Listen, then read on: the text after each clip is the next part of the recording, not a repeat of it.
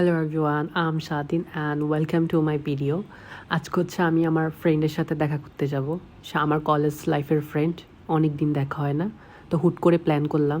তো আমি প্রথমে মুখে অ্যাসেন্স লাগাইলাম, সানস্ক্রিন লাগাইলাম, তারপর আমি হচ্ছে আমার ড্রেসটা চেঞ্জ করে নিই, একটু পারফিউম লাগাই, তারপর চুলটা একটু সেট করে নিয়ে হচ্ছে রেডি হয়ে তাড়াতাড়ি করে বের হয়ে যাই।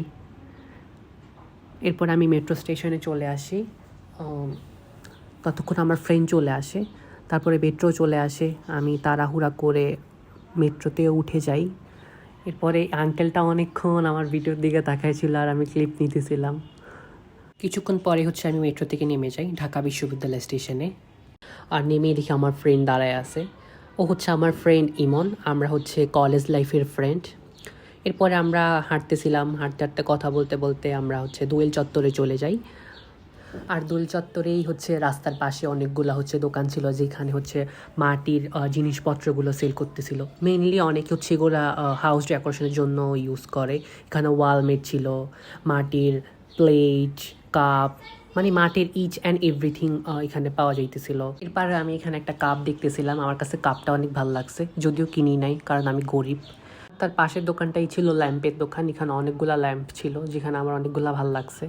এরপর আমি এখানে জুড়ি দেখতেছিলাম, জুড়িগুলো অনেক সুন্দর ছিল। তারপর আমার ফ্রেন্ড ইমন হচ্ছে ও কিছু প্লেট দেখে আর ও কিনে। এরপরে হচ্ছে আমরা কার্জন হলে চলে আসি। আর ওই দিন কার্জন হলে মানুষজন একটু কম ছিল।